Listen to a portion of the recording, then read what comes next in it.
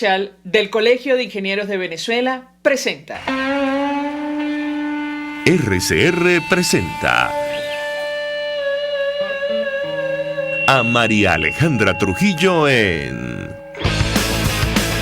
Palabras más, palabras menos. Palabras más, palabras menos.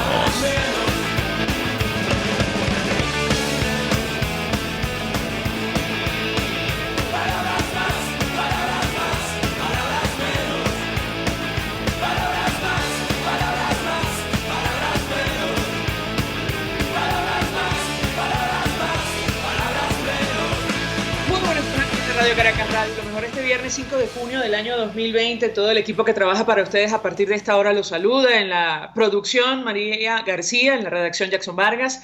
En los controles, César Arteaga, quien tendrá el inmenso placer de acompañarles. María Alejandra Trujillo. Saben, ustedes se pueden comunicar desde muy temprano a través de la cuenta en Twitter de la radio, @RCR 750, seguirnos por el Periscope, por internet, rcr.tv y el resto de nuestras plataformas digitales a través de TuneIn y YouTube. Escucharon ustedes algunos titulares de los diarios de circulación nacional, temas que vamos a debatir ampliamente durante la mañana de hoy.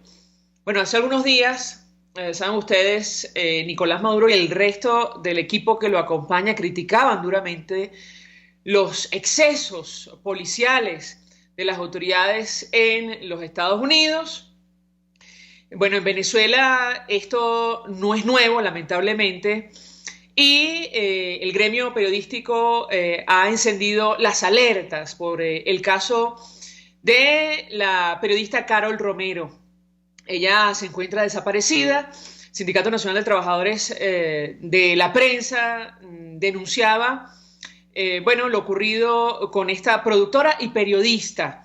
Ella fue detenida, pero además aparentemente golpeada mientras grababa una protesta por la escasez de combustible.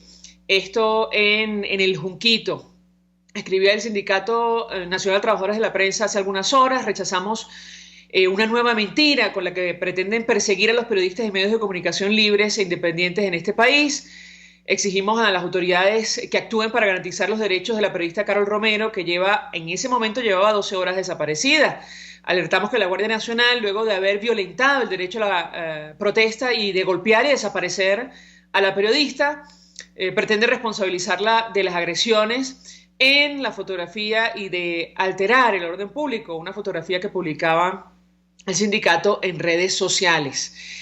Por eso, bueno, como hemos dicho en otras oportunidades, consejos vendo, pero para mí no tengo. El equipo de Nicolás Maduro critica duramente lo que ocurre en Estados Unidos sin darse cuenta de lo que ha ocurrido en materia de derechos humanos en nuestro país durante todos estos años. Por cierto, expediente que ya está en manos de la Corte Penal Internacional y del que habrá un pronunciamiento seguramente a finales de este año por posibles delitos de lesa humanidad. Sobre este tema de la gasolina, otra vez, no era cierto que usted podía ir a una estación de servicio y no habría límites. Esa fue la declaración, palabras más, palabras menos, del el nuevo ministro de Petróleo, Tarek El Aissami. Ayer otra vez vimos largas colas, protestas por la escasez de combustible, una situación que nadie se explica en el país con las mayores reservas de petróleo del mundo. De esto vamos a hablar ampliamente durante la mañana de hoy, el impacto que esto tiene en todos los órdenes. Mientras eso ocurre, ayer la comunidad internacional asumía posición una vez más con relación a lo que ocurre en Venezuela. Le ruego a mi equipo si me lo dice por internamente mejor. Creo que me han dado instrucciones, pero no entendí perfectamente. La Unión Europea ratificó en un comunicado su apoyo a Juan Guaidó como legítimo presidente de la Asamblea Nacional y rechazó la decisión del Tribunal Supremo de Justicia en Caracas, que reconoce como líder del Parlamento a Luis Parra. Además, el bloque europeo ya he recibido el mensaje, ya vamos a conversar con nuestro primer invitado. El bloque europeo denunció la violación del funcionamiento democrático, constitucional y transparente del Parlamento. El alto representante de Asuntos Exteriores de la Unión, Josep Borrell, calificó como un paso en la dirección equivocada la intención de declarar a Voluntad Popular como organización terrorista y reiteró que, bueno, en nombre de los países del bloque, la salida a la crisis en Venezuela solo se alcanzará tras un genuino e inclusivo proceso político que termine en la celebración de elecciones presidenciales libres y justas. Presidenciales. Y subrayo esto porque nada dice sobre el tema de la Asamblea Nacional. La salida pasa por la renovación, un cambio, evidentemente, en nuestro país. Y esto de la gasolina y lo que está ocurriendo, por cierto, con la crisis sanitaria, así lo evidencia. Me dice que ya tenemos a Teodoro Bellorín, presidente de la Cámara de Comercio de Nueva Esparta, vía telefónica. En Margarita han sufrido duramente por distintas razones, pero también por la escasez de combustible. Gracias por atendernos. Buenos días. Buenos días. Pues mucho interés, señor Bellorín, de conocer en principio cuál es la situación de acceso a gasolina en Nueva Esparta. Leíamos una nota durante la semana según la cual, esto de la distribución de gasolina iraní duró 48 horas. Usted me corregirá si me equivoco. Luego se informó que debido a los bajos inventarios y a otras razones retomarían la distribución el día de hoy viernes. ¿Qué puede compartir con nosotros? Lo escuchamos.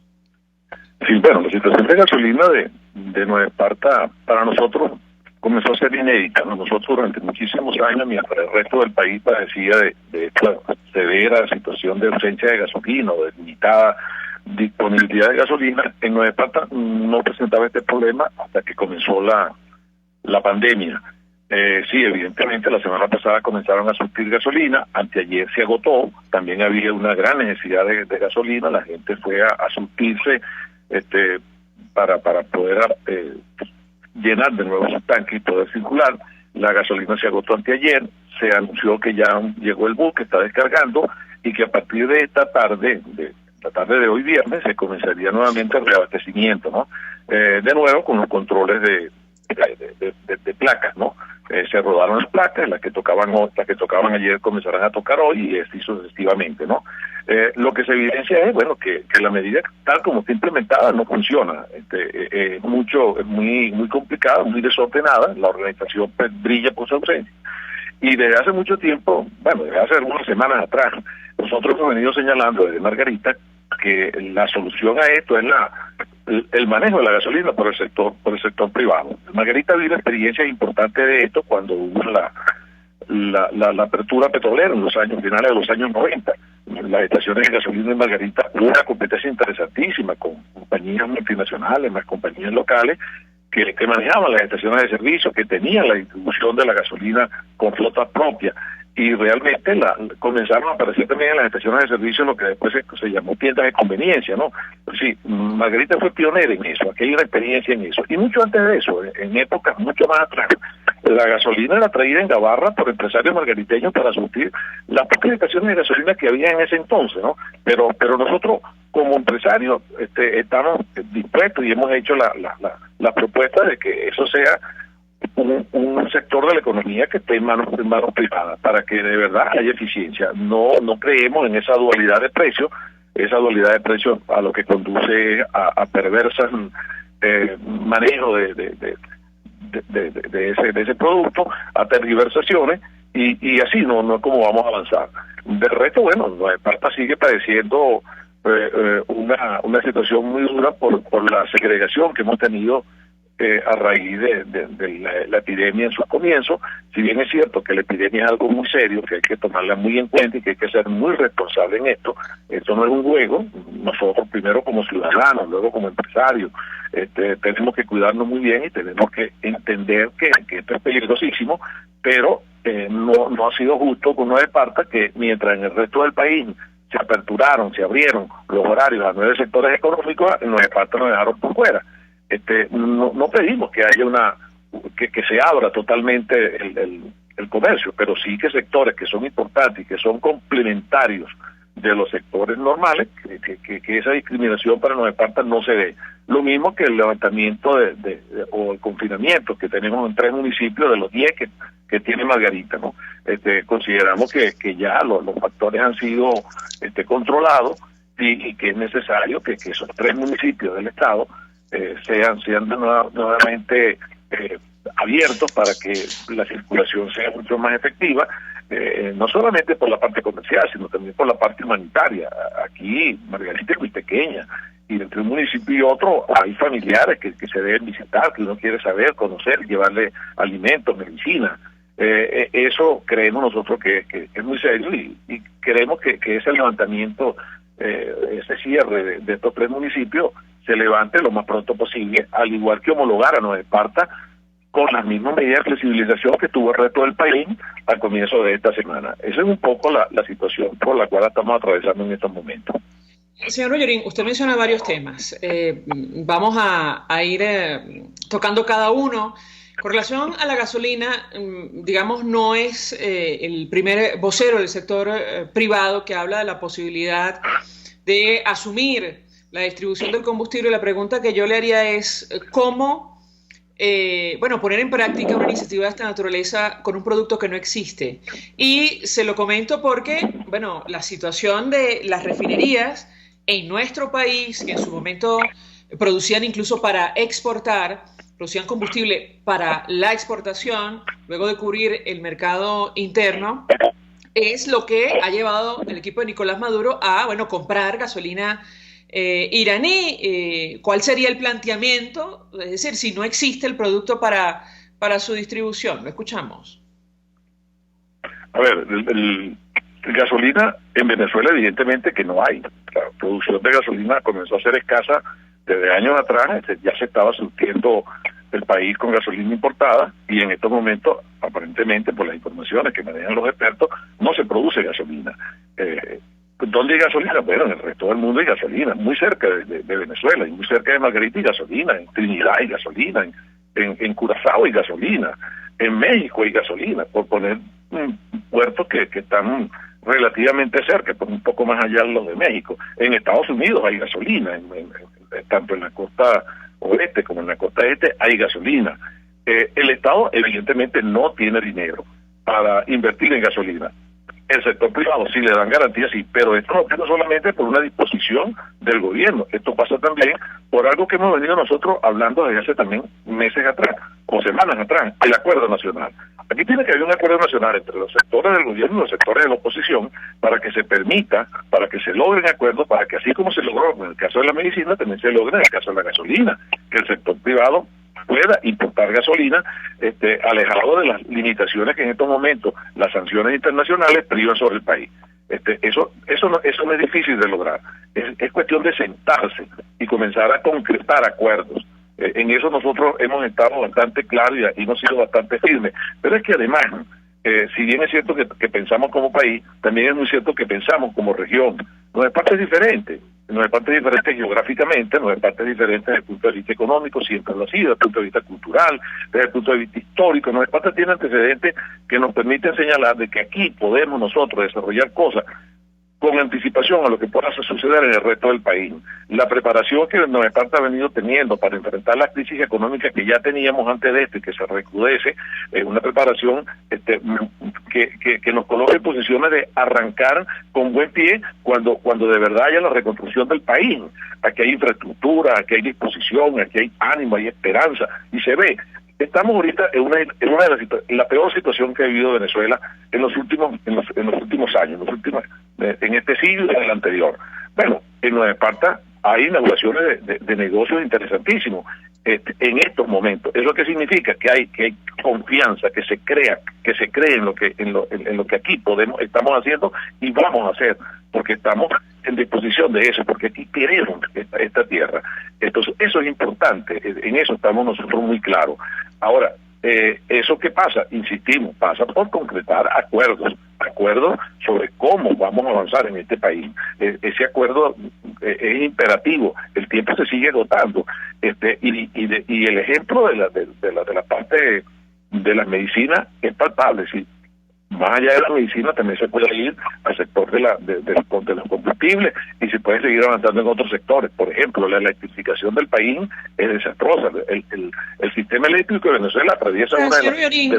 Perdón que le interrumpa, y tomando como cierto su argumento, ¿no le parece que el problema de fondo es un cambio estructural de nuestra nación? Porque tal como conversaba con una de las que forma parte del equipo de asesores de la Asamblea Nacional en materia de salud el día de ayer, bueno, estos acuerdos son necesarios, son urgentes, porque la situación en Venezuela es francamente delicada, pero no resuelven el problema de fondo, son una especie de gota de agua en medio de un océano de problemas. Yo le pediría su comentario al respecto. Totalmente de acuerdo, por eso le estoy señalando que la salida pasa por un acuerdo nacional, que permite ese acuerdo nacional realizar este cambio estructural que tenemos. Ahora, de la noche a la mañana no va a llegar, es paso a paso que lo tenemos que ir logrando. Es un acuerdo nacional para cambiar este sistema de cosas. Aquí la situación que deriva todo esto es la situación política. Si no hay un cambio en las políticas el país no va a avanzar. Ahora, ¿vamos a esperar que se dé totalmente el cambio para comenzar a avanzar? No, vayamos haciendo lo que podemos, lo que esté en nuestras manos. Yo siempre he dicho algo, así que quiero y que puedo. Oye, yo quisiera que este país mañana o esta tarde, en caso de Nueva Esparta, cuando comiencen a surtir la gasolina, oye, la situación cambia totalmente y tengamos un país próspero, un país de progreso, un país donde la calidad de vida mejore. Pero no lo voy a lograr esta tarde, lo voy a lograr dentro de cierto tiempo. Entonces, ¿qué puedo yo hacer ahorita? Yo puedo hacer ahorita luchar porque esa distribución de gasolina sea mucho más eficiente, sea mucho más racional. Pero le iba a tocar otro tema que también es importante, no solamente para Nueva Esparta, sino para el país. El sistema eléctrico estructuralmente está destrozado. Bueno, ese sistema eléctrico hay que reconstruirlo. ¿Y cómo lo vamos a reconstruir? Si el Estado no tiene dinero, si se acabó el petroestado, si se acabaron los dólares, bueno, tiene que haber inversión privada. ¿Y cómo conseguimos esa inversión privada? Bueno, dando confianza, generando confianza. ¿Y esa confianza cómo se genera? Si hay un acuerdo nacional en el cual eso sea un avance interesante. ¿Entiendes? Poco a poco podemos ir avanzando. No vamos a lograr que las cosas cambien de la noche a la mañana. El tema político no es mi especialidad. Yo soy empresario. Yo no domino todo ese escenario político, todo ese escenario que tiene que ver con claro, pero como empresario y como venezolano le afecta. O sea, lamentablemente, digamos, todos estamos en el mismo barco y las decisiones políticas son justamente las que nos han traído hasta acá. Yo no lo quiero, es decir, no quería caer en esta discusión, pero en todo caso, señor Bellorín, antes de que hagamos la pausa para ir a publicidad, me interesa mucho conocer el impacto de las medidas de esta administración, del equipo de Nicolás Maduro en materia económica, porque se ha establecido un sistema que ellos han denominado el 5x10, y en el caso concreto de los sectores que se les ha permitido reiniciar actividad, han dicho que eso es inviable. El caso de la construcción es imposible que usted trabaje 5 días, pare 10 y luego retome los próximos 5 días. Me imagino que ocurre prácticamente con toda la cadena productiva de nuestro país. Quisiera su comentario al respecto. Bueno, no ha sido explicado en su totalidad y no ha sido comprendido en su totalidad. Nosotros hemos estado también con las mismas inquietudes que tiene el resto del país y el resto de los sectores empresariales, porque nos han dicho, bueno, que en una empresa tú puedes rotar el personal, pero las empresas por lo general son muy pocas, las empresas grandes que quedan en el país. La mayoría de las empresas de los negocios son pequeños y medianos, entonces yo no puedo tener trabajando una persona 5 días y en los otros 5 días rotar con otros 5 más, porque mi negocio es muy pequeño, ¿no? Entonces no es factible. Lo que sí es cierto, y aquí yo creo que la conclusión es general, las medidas económicas que el gobierno ha tomado no han resultado, no han funcionado, ni funcionaron antes ni están funcionando ahorita. Son medidas económicas que ya hemos visto en la práctica que no resuelven la grave situación que tenemos. Y tal como usted lo estaba llevando hace un momento, se requiere un cambio en las políticas del país, un cambio político en el país. Y ese cambio, la única forma de lograrlo es consultando al pueblo. Si no hay una consulta al pueblo, si quiere que esto siga así o si quiere cambio, vamos a seguir anclados en esto. Y para eso, insisto, perdóneme el fastidio con esto, es necesario el acuerdo nacional, es necesario que los sectores que están en el gobierno y los sectores que no están en el gobierno se pongan de acuerdo. Aquí hay que ponerse de acuerdo y aquí hay que ceder de parte y parte. Ahora, tienen que ser acuerdos en los cuales se comiencen a concretar ya, porque seguimos insistiendo, el tiempo se agota. Esto cada día la situación es peor. Ayer fue mala, hoy es más mala. Aunque perdónenme el término tan mal construido, y mañana va a ser peor que hoy, ¿Por qué? Porque no le estamos dando salida al grave problema que es la construcción política del país. El país tiene que cambiar, y para eso no va a cambiar porque yo quiera, ni va a cambiar porque venga de afuera una solución. Va a cambiar porque hayan esos acuerdos, se den esos acuerdos que permitan que el país cambie. Y esos acuerdos se logran con nosotros, con los actores que están en el gobierno y los actores que no están en el gobierno. Es imperativo que eso se logre. Si no, la situación va a seguir empeorando, y Dios mío, yo no haya reconfesado, porque el riesgo es altísimo, el riesgo de que aquí los desastres pues, se desarrollen con una intensidad muy grande, que no es la que nadie quiere, son altísimos, porque eso va acumulando una presión social muy alta. Señor Teodoro Bellorín, 1.000.000 de gracias por atendernos, acompañarnos desde Nueva Esparta. Él es presidente de la Cámara de Comercio en la entidad, expresando opinión y análisis acerca del impacto que tiene esta situación de escasez de gasolina en el país, con las mayores reservas de petróleo del mundo, en plena pandemia de COVID-19. Vamos a la pausa, a regreso venimos con más. Usted escucha Palabras Más, Palabras Menos, en RCR 750 AM. Puedes seguirnos en nuestras redes sociales. En Twitter, @RCR750, la radio que se ve. Mensaje del ingeniero Kenick Navarro, presidente del FONPRES CIB. Apreciado colega ingeniero, arquitecto y afín, el Fondo de Previsión Social del Colegio de Ingenieros de Venezuela, FONPRES CIB, diseñó para la protección de tu salud el Sistema Integral de Previsión Social. El mismo tiene a tu disposición beneficios de la solvencia, asistencia primaria de salud, el plan de salud con coberturas de acceso VIP, todos estos planes pensando en la protección de tu familia. Para mayor información visita fonprescib.net.be. Colegio de Ingenieros de Venezuela, construyendo futuro. Llegó para tu negocio la distribuidora PlastiShop. Contamos con los mejores envases de plástico, cartón y aluminio al mayor. PlastiShop tiene para tu negocio cajas para pizzas y tortas de todos los tamaños, envases para sushi, soperos en Emboplast, discos dorados y una gran variedad de platos plásticos y de cartón. Somos la distribuidora con más variedad del país. En PlastiShop tenemos las bolsas más resistentes del mercado. En PlastiShop pensamos en tu facilidad. Estamos ubicados en Chacao, en la avenida Cecilia Costa con calle Páez. Hacemos envíos en todo el país. Síguenos en Instagram, @PlastiShopVE. RCR 750 AM, porque lo bueno une.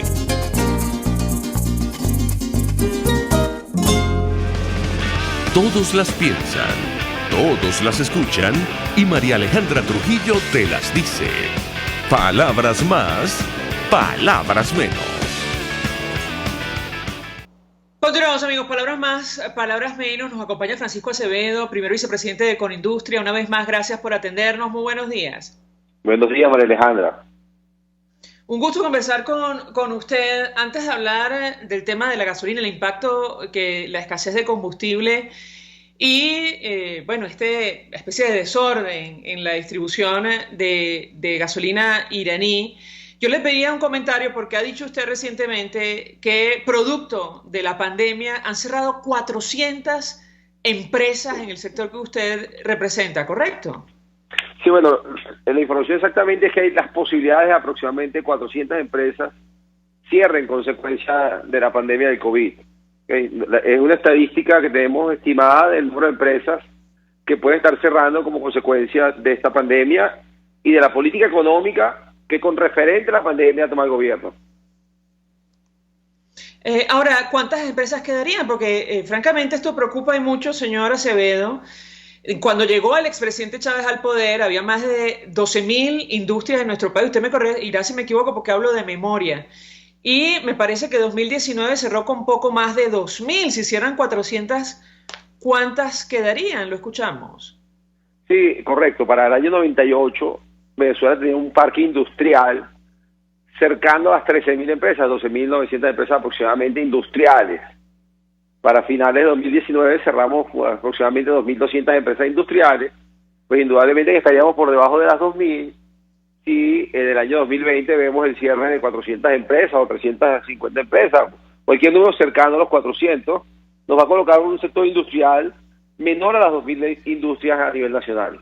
Algo bastante preocupante y que, pues lamentablemente los venezolanos sufrimos las consecuencias de eso, porque el cierre de empresas industriales implica la pérdida de empleo de calidad. Ahora, en materia de empleos, ¿de cuántos estamos hablando? Si esto se llega a concretar. Pero va a depender del número de empresas que terminen cerrando como consecuencia de estas erradas políticas, y va a depender doblemente del tamaño de esas empresas. Pero lo preocupante, aparte del número de empleos que podamos perder, es la calidad del empleo que genera el sector industrial. Alejandra, porque el sector industrial es uno de los sectores que genera la mejor calidad de empleo por los contratos colectivos que tienen las empresas y porque es un sector que tiene muy buenos sistemas de compensación para sus colaboradores. Entonces, todo país necesita de un buen tejido industrial para su progreso y su desarrollo. Y en Venezuela pues vamos poco a poco perdiéndolo. Como tú dijiste al principio, de 13.000 que éramos a principio de año, en vez de estar en 20.000 hoy en día, estamos en casi cercano a los 2.000, o un poquitico más de los 2.000, con el peligro de reducirnos más todavía, y yo creo que eso es lo más preocupante. Ahora, le pregunto, señora Acevedo, usted hablaba de las políticas erradas, ¿a qué se refiere? Supongo que está hablando de, digamos, en el corto, en el mediano plazo, porque si hablamos de los últimos 20 años no nos va a dar el programa, pero ¿a qué se refiere concretamente? Bueno, en el caso de la pandemia específicamente, porque efectivamente yo coincido contigo, si hablamos de los últimos 20 años, necesitamos varios programas para explicar todos los errores que ha cometido en materia económica el gobierno, pero en el caso de la pandemia, el sector industrial fue claro al inicio, al proponer un cese de pagos de impuestos, un acceso al financiamiento, que en Venezuela, como he explicado en anteriores ocasiones, el sistema financiero se ha reducido a tal tamaño que es más pequeño que una agencia bancaria de un país desarrollado. Entonces el sector industrial no tiene acceso a financiamiento. Hoy en día el financiamiento de Venezuela es solamente en dólares, no hay financiamiento en bolívares, porque está atado a lo que llaman la unidad de conversión de deuda. Hemos pedido flexibilización en tema de endeudamiento, en tema fiscal. Hemos pedido que las empresas puedan abrir de manera organizada, el sector industrial puede abrir de manera organizada, porque el flujo de caja para mantener los pagos de sueldos y salarios durante un mes uno lo puede entender, pero tener una industria paralizada por 3 meses pagando sueldo y salario es sumamente complicado. Entonces, es una cantidad de medidas que en otros países se tomaron, como fue inyectar dinero a la economía, como fue acceso a financiamiento para las empresas o créditos de ayuda, como fue el trabajar en mecanismos, y todas esas medidas pues no fueron tomadas en su momento. El gobierno ofreció el pago de salarios a las pequeñas y medianas empresas que, como muchas políticas, pues no fue de manera organizada ni ordenada, y la información que manejamos es que no fue realizado de manera efectiva.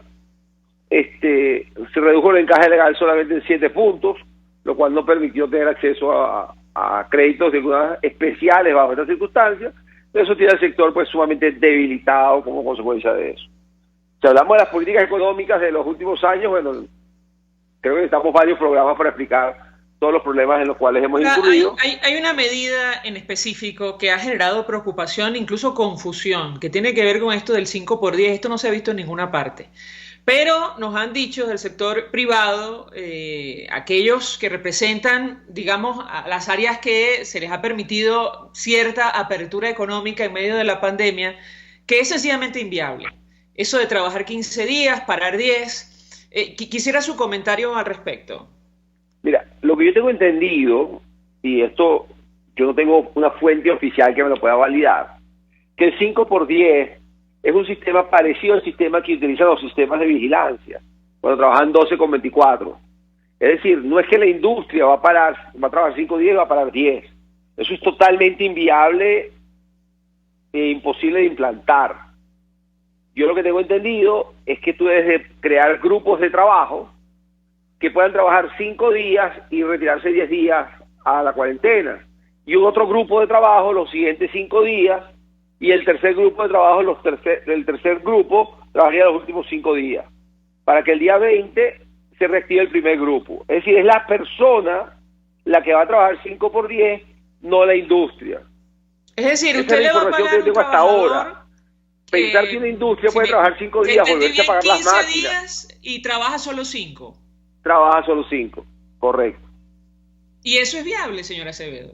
Mira, ese mecanismo sí es viable, y es una idea que puede permitir reactivarte de manera controlando el tema de la pandemia, pero indudablemente la capacidad de producción está limitada cuando tú te reduces a 1/3.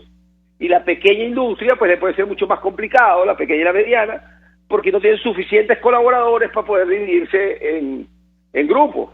Es decir, si yo tengo un área de trabajo y tengo 3 personas que necesitan máquinas y solamente puede ir uno, pues posiblemente no pueda prender la máquina. Entonces es un mecanismo que puede funcionar para aquellas empresas que tienen grandes líneas de producción o varias líneas de producción y activan una sola línea de producción, pero para pequeña y mediana empresa va a ser muy poco viable hacer eso. Entonces depende mucho del tipo de industria, del tamaño de la empresa, pero bueno, aquí les gusta una vez más, la pequeña y la mediana industria es la base de cualquier sociedad y de cualquier grupo industrial, porque al final son la gran cantidad de pequeñas y medianas empresas es lo que va moviendo la economía, y son las primeras que deberíamos estar protegiendo. Entonces, bueno, esta medida es un buen paso, pero no solucionamos el problema todavía. Hablemos del problema de la gasolina, que tampoco se soluciona todavía. Cuando se inició este programa de distribución de combustible iraní, dijo el nuevo ministro de Petróleo que nadie podía condicionar la cantidad de litros de gasolina que solicitaran los usuarios. Bueno, esto fracasó en menos de 24 horas. Quisiera su comentario al respecto, porque da la impresión, a la luz de las colas kilométricas, de las protestas por el cierre de estaciones de servicio antes de tiempo, que bueno, que la cantidad de combustible es limitada y que esto no resuelve el problema de fondo. ¿Qué puede decirnos? Oye, lo que puedo decir, Alejandra, es que tengo una indignación inmensa. O sea, es una indignación que siento cuando veo esas colas que los venezolanos estamos haciendo para surtir gasolina. Es algo que no tiene explicación, que no es justo, que no debería estar ocurriendo en Venezuela y que no hay ninguna causa que justifique este desastre. O sea, yo no sé cuánta gasolina hay en el país, porque ningún venezolano lo sabe, porque hemos perdido confianza en la información oficial, porque nos dicen una cosa un día y nos dicen otra otro, pero lo que sí estoy seguro es que las colas kilométricas que ocurren desde el día anterior para pagar gasolina a 50 centavos de dólar, ni siquiera porque es subsidiada, no nos lo merecemos los venezolanos. Esto no debería estar pasando en Venezuela, no es justo que esto esté pasando en Venezuela, es un desastre y simplemente la pregunta es ¿hasta dónde vamos a llegar? ¿Hasta dónde vamos a llegar los venezolanos sin generar el cambio que necesitamos para vivir en las condiciones que nos merecemos? Buena pregunta.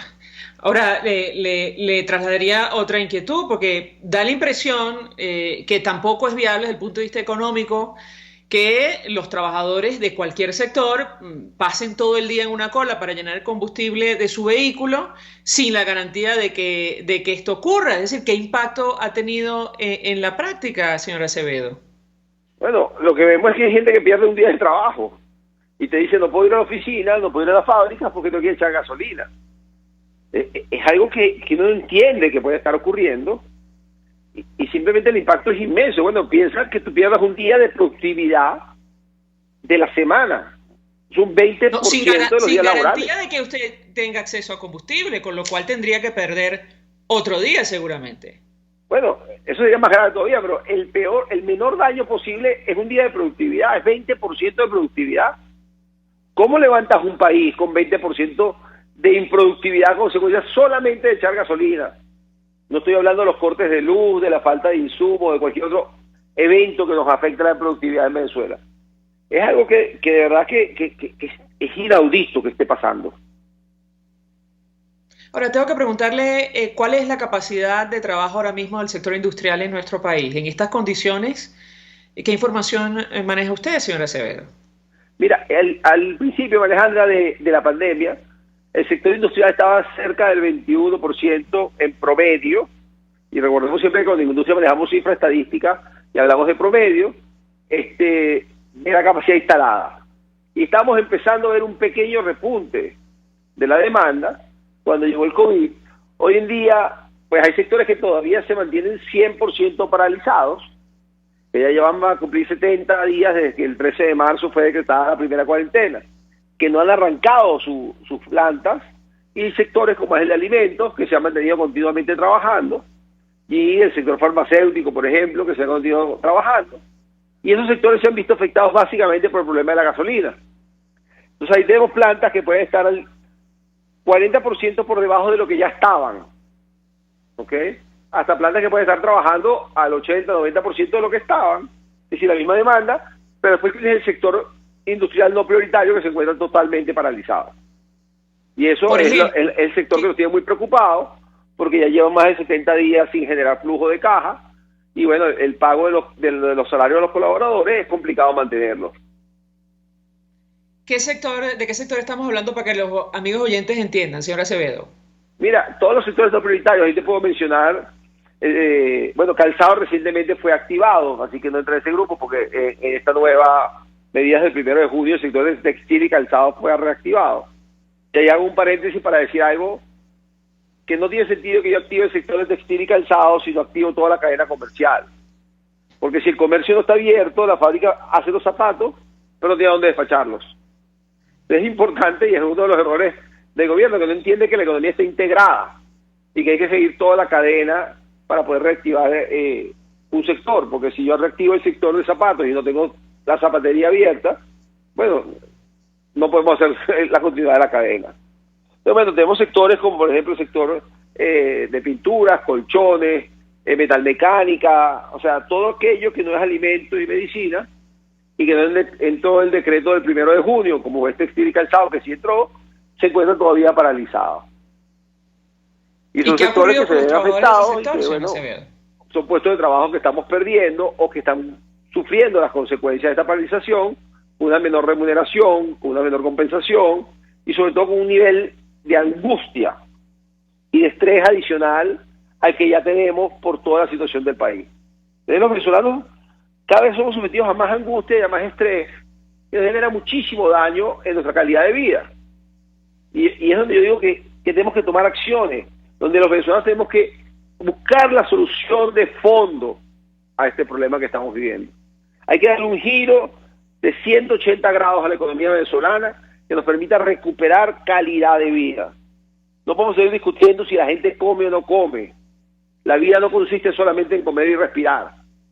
La vida consiste en mucho más allá de eso, y los venezolanos merecemos mucho más que simplemente poder o no poder comer. Merecemos calidad de vida, merecemos crecimiento, merecemos educación de buen nivel, merecemos mucha salud, acceso a la salud tranquilamente, merecemos tranquilidad, felicidad, o sea, no solamente comer merecemos los venezolanos.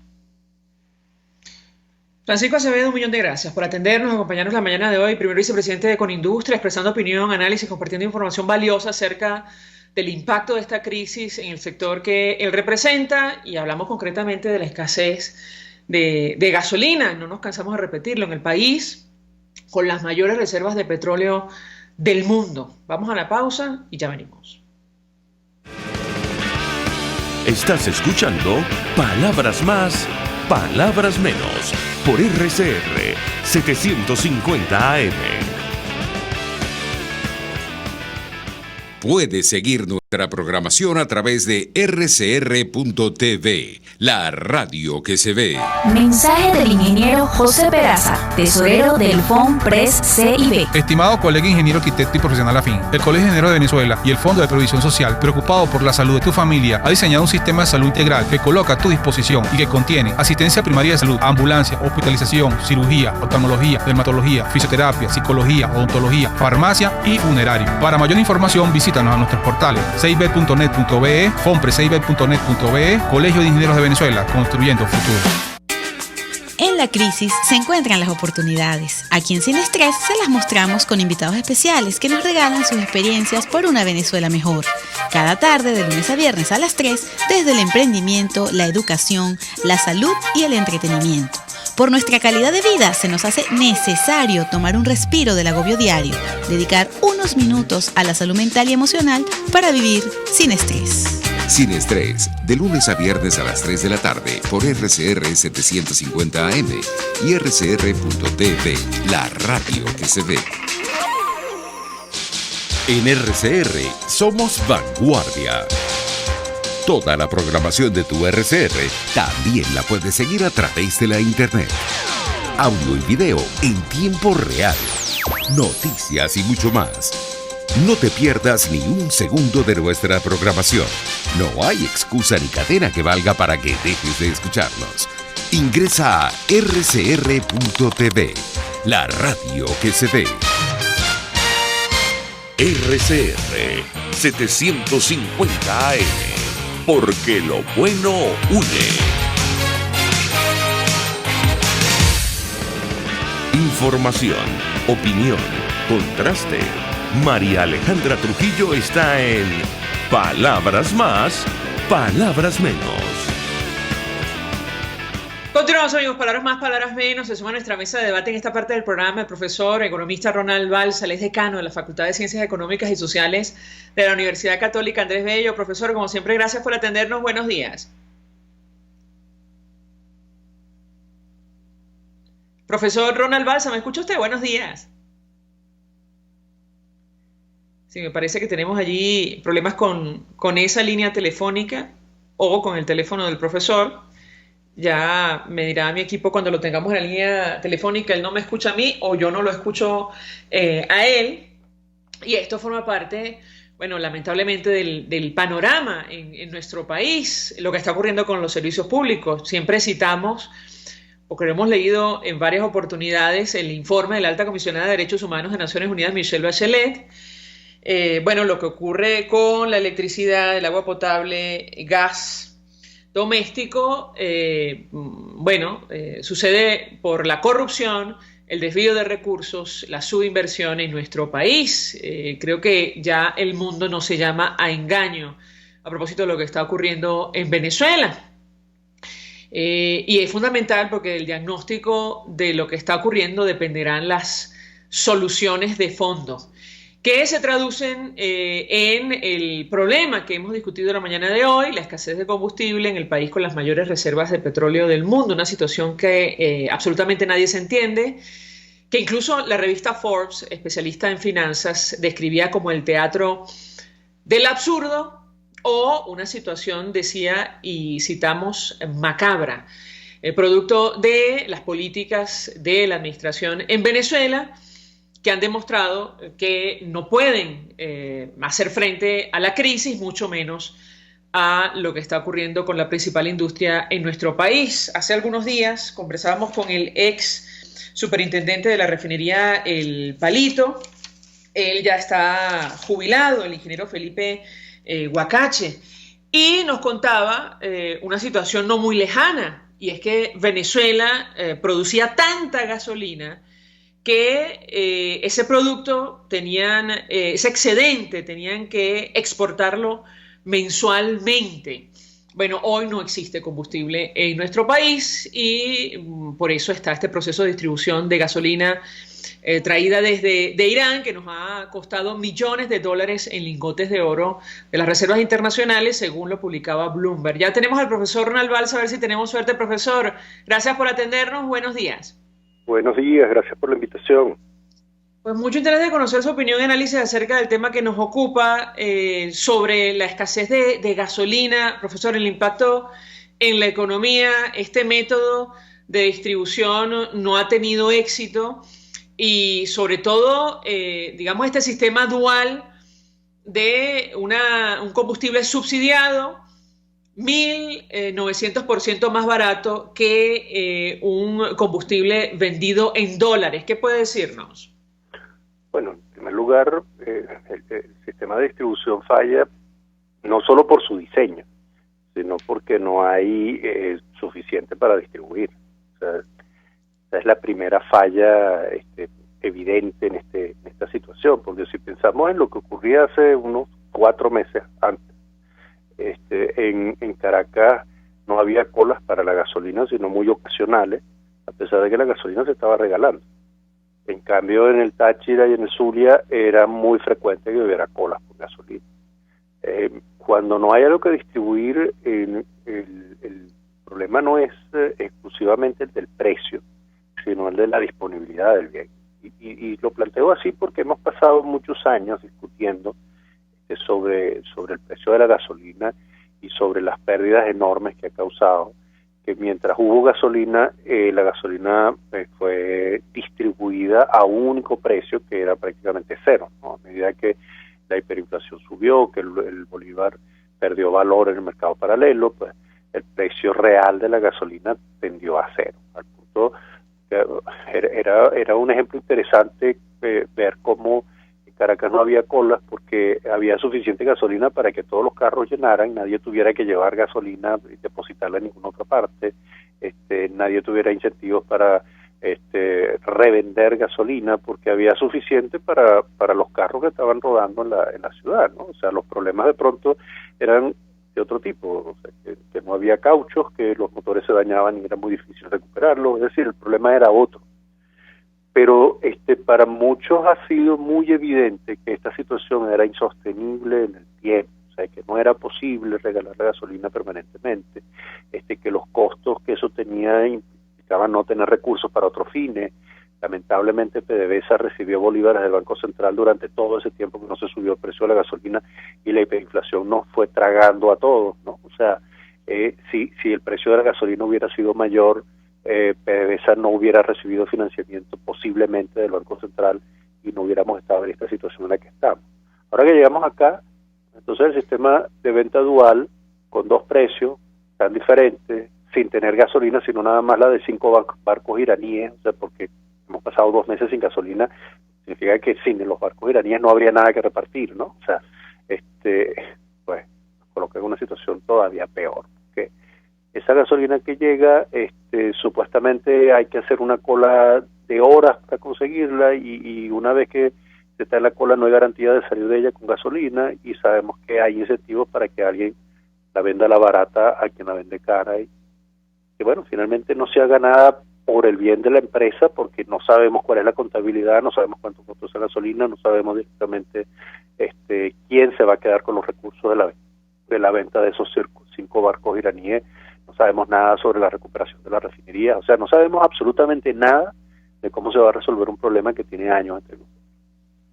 Ahora, profesor, hablemos de asuntos concretos, claro, porque si analizamos cómo destruyeron sistemáticamente la industria petrolera, tendríamos que hacer varios programas, empezando por el despido de 20.000 profesionales, que muchos de los cuales hoy están en el exterior, o la decisión de poner a PDVSA a importar alimentos descompuestos o cualquier otra actividad que nada tenía que ver con la industria, o los mecanismos de corrupción que saquearon los recursos de la principal industria de nuestro país, el lavado, en fin, los sobornos. Es decir, necesitaríamos muchos programas para analizar cómo hemos llegado hasta acá o cómo destruyeron a PDVSA, pero en el caso concreto del mecanismo que hoy día han puesto en marcha, este cobro dual de un combustible supuestamente subsidiado y otro en dólares, bueno, en la práctica ya simplemente nos hemos quedado con el mecanismo en dólares, porque la información a través de redes es que las estaciones de servicio subsidiadas en muchos casos permanecen cerradas. Yo le preguntaría, profesor, el impacto que esto va a tener en materia de hiperinflación en una nación donde ya el salario mínimo está hoy día en $2 mensuales, al igual que las pensiones. Lo escuchamos. La subida del precio de la gasolina hubiera podido contribuir a detener la hiperinflación. O sea, eso fue lo que se hizo en Bolivia en 1986, porque subir el precio de la gasolina en Bolivia permitió que el financiamiento monetario se redujera, y el financiamiento monetario del Banco Central Boliviano era uno de los motores de la hiperinflación. Es decir, tener un presupuesto fiscal en el que el ingreso por gasolina era visto como un impuesto, tratado como un impuesto, colaboró en buena medida a frenar la hiperinflación. Para mí esa siempre fue una de las llaves que había que usar, o sea, subir el precio de la gasolina para frenar la hiperinflación. Era paradójico. Pareciera que no puedes detener la subida de los precios subiendo un precio, pero en este caso sí, porque la causa de la hiperinflación en nuestro país, como en muchos otros países, ha sido la emisión monetaria acelerada del Banco Central. Entonces, bien, esa era una posibilidad. Lo malo es que en nuestro caso se está haciendo todo mal. O sea, tener estos dos precios de esta manera, lo que genera es corrupción, incentivos para la corrupción. No tener una contabilidad no nos permite ver a dónde van a ir los recursos de la venta de gasolina, que están siendo vendidos a través de unas bombas que no sabemos quién autorizó que las vendan. O sea, supuestamente son vendedores privados, pero no sabemos si ellos están importando la gasolina y cómo la traen, o sea, dónde viene esa gasolina. La gasolina no viene sino en tanqueros o por tuberías que sean conocidos por todos, ¿no? O sea, No es un carrito que lleva gasolina a otro como en el pimpineo de gasolina en la frontera, ¿no? Se supone que son importaciones regulares del combustible. Aquí nada más sabemos que llegaron cinco barcos y que se está vendiendo a 2 precios. Y no sabemos nada más. Entonces, este es un mecanismo que, a menos que haya un suministro regular de gasolina, implica un reparto de lo que hay y nada más. Y lamentablemente no va a contribuir a detener la hiperinflación de esa manera. O sea, lo que vamos a ver es que, bueno, una vez que se acabe esa gasolina, y se acabará cuando todo el mundo se dé cuenta que sigue en la cola y no se mueve, ¿no? Los costos de transporte habrán subido por otras razones, no tanto por el precio de la gasolina, sino porque no hay gasolina. O sea, porque hay que desplazarse de una manera pues que es prácticamente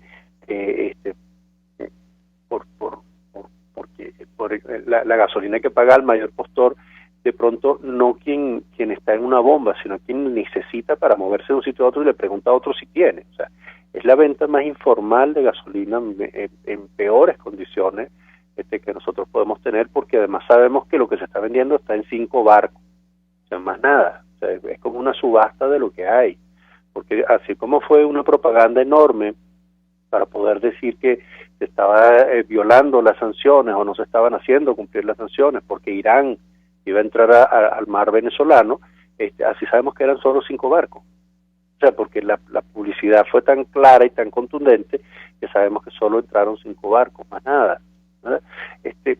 Lamentablemente este esquema no va a contribuir a regularizar el suministro de gasolina, no va a contribuir a detener la hiperinflación, no va a contribuir a mejorar las actividades productivas en nuestro país, porque va a facilitar el transporte en condiciones como esta. Y lo que más me angustia a mí es que en medio de una pandemia, pues no tener combustible para desplazar a los enfermos, un problema grave. O sea, no poder desplazar a personas que necesitan atención es un problema grave, porque estos son problemas respiratorios. La gente no puede ir caminando a parte. Aquí el problema ya es no solamente de nuestra economía habitual y regular, sino de salud pública. De supervivencia, profesor. Gracias por atendernos, acompañarnos como siempre. Vamos a la pausa y ya venimos. Escuchas a María Alejandra Trujillo en Palabras Más, Palabras Menos, por RCR 750 AM. Mensaje del ingeniero Kenick Navarro, presidente del FOMPRES CIB. Apreciado colega ingeniero, arquitecto y afín, el Fondo de Previsión Social del Colegio de Ingenieros de Venezuela, FOMPRES CIB, diseñó para la protección de tu salud el Sistema Integral de Previsión Social. El mismo tiene a tu disposición beneficios de la solvencia, asistencia primaria de salud, el plan de salud con coberturas de acceso VIP, todos estos planes pensando en la protección de tu familia. Para mayor información visita fomprescib.net.be, Colegio de Ingenieros de Venezuela, construyendo futuro. Se dicen, se ocultan, se piensan, se descubren. Palabras más, palabras menos. Con María Alejandra Trujillo. Continuamos, amigos. Palabras más, palabras menos. Se nos ha agotado el tiempo. Nos despedimos. Lo hacemos a nombre de Jaime Estares en la Dirección General de la Estación, en la Gerencia de Producción Wilitza Calla, en la producción Marilia García, en la redacción Jackson Vargas, en los controles César Arteaga, quien tuvo el inmenso placer de acompañarles, María Alejandra Trujillo. El Fondo de Previsión Social del Colegio de Ingenieros de Venezuela presentó. RCR presentó Palabras más, palabras menos. RCR 750 AM.